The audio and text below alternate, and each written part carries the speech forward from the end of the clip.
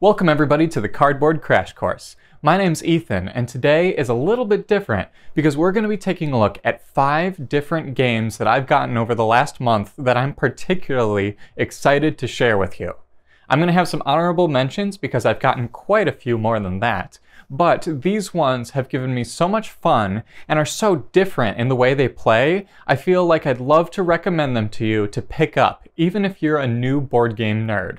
Recently, I just went on vacation, and I was thinking to myself right before we left that I really shouldn't bring games this time. We were also very low on space, and I didn't really know if these people would be particularly interested. Little did I know that every single one of the people that I met up for on vacation was more interested in playing board games than almost anything else. I think I've slowly turned them into board game nerds themselves. So as a group, we went to a local game shop, picked up a few games, we each picked out one, and a lot of those will fall on this list because when I'm not in charge of picking games out, I'm pleasantly surprised by what I see. So this will ultimately include a lot of games that I got on that trip, but also beforehand, because I'm constantly cycling them out. Let's start off with the honorable mentions. First off, any of the subscribers to this channel will know exactly what this is. Now, I know this game came out 2 months ago, but I did pick it up in the last month, and since then, I've done quite a bit of content on it. This would probably be towards the top of my list as games that I'd like to recommend, if not that I burned myself out.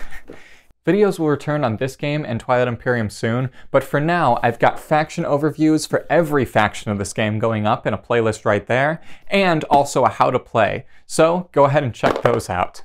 My other honorable mention is Santorini. This is a 2-player game about building and creating structures and trying to get to the top of them. It's a very chess-like strategy game, and the reason I picked this up was 1, because one of the members of my Discord was selling it, 2, because Carlo and Dylan over on All You Can Board highly recommend this game, especially Dylan, and I love their channel. If you're watching this, you did really pushed me to get this game, and I appreciate it because I love how it looks. I just haven't quite played it yet, so I can't rank it on this list.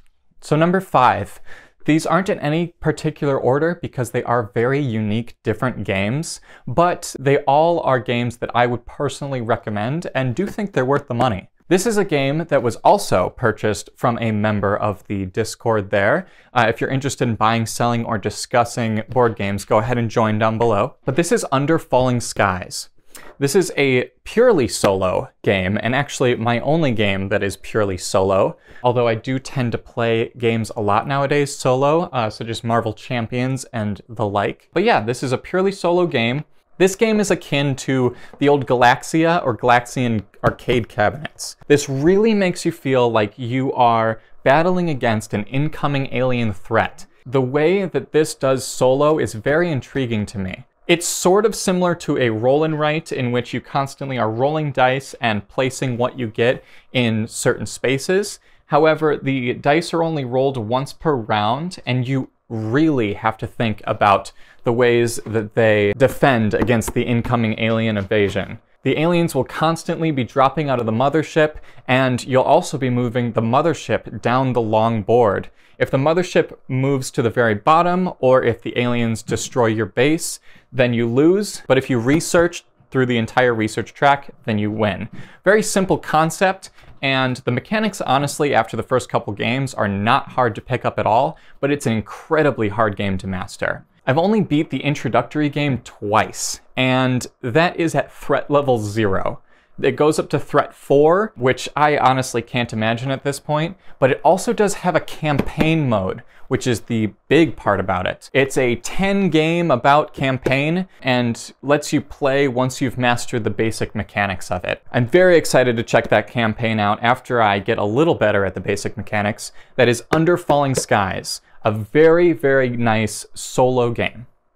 All right, next up is a game that you all may be very familiar with. This is a 2 to 4 player polyomino placement game called Baron Park. It's a game where you're creating a zoo full of bears and koalas for some reason. But what this does incredibly well is the general pool of tiles. Every player is taking from the same pool, and you do have an almost unlimited amount of some tiles, but the single space and then the very large tiles that are actually going to be the ones that get you points are very limited. You aren't really messing with your opponents too much, except for being able to keep them away from certain tiles and victory points. You're basically building around this single space in each of the larger tiles, and once you have that larger tile filled except for that space, a bear statue gets built and fills that single space. Once you have 4 of these diminishing point bear totems placed, then each player will get 1 more turn, and then the game will end and you'll score points. It's very simple, very quick to teach. It really engages new players, so if you're an experienced board game player looking to get your spouse or partner into board games, this is a great 2-player plus game. You're really going to have a lot of fun with this, a lot of tactical fun with moving all the pieces around, and it does have an expansion called Bad News Bears, so there is something to work for if you sort of completely play out this game. I'm not interested in getting it anytime soon because I think Baron Park has enough to offer on its own until it's completely played out. So that's Baron Park. I hope you enjoyed it just as much as I did. Okay, so we've got 1 solo game and 1 multiplayer game. Let's go for one that can be either. This is the new Star Wars: The Clone Wars.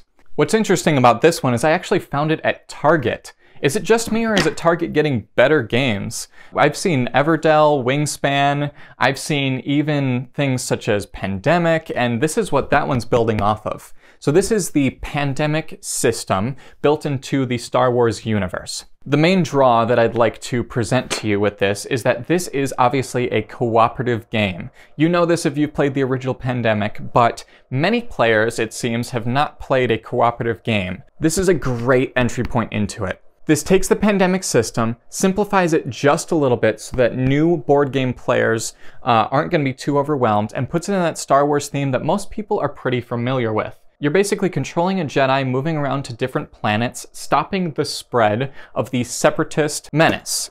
This is both droids as well as a single nice-looking villain statue. You do get 50 plastic miniatures with this. They are unpainted, so if that's something you like, it's also something to look forward to. But you're playing cooperatively, and if you're someone who's looking for a less competitive experience, this is great. This is also obviously solo because of its cooperative nature there. I would suggest if you're playing this solo, playing it 2-handed solo, which means you're essentially playing 2 characters at once. And even if you're playing with 2 people, I would suggest maybe 2-handed for both of you, so that's 4 characters in total. That's my only real recommendation. Otherwise, it starts with an introductory game and sort of builds on that too. And you can even play this as a sort of campaign because it's building up into Count Dooku, who is really the strongest of the 4. Other than that, that is Star Wars: The Clone Wars, something you can find at your local Target. But please shop at your local game store if possible instead. Have a great time with this. I really enjoyed it. All right, so we've got large multiplayer games, cooperative games, even a pure solo game, but we're moving into a purely 2-player game now, much like Santorini if I had played that. This is Rivals for Catan.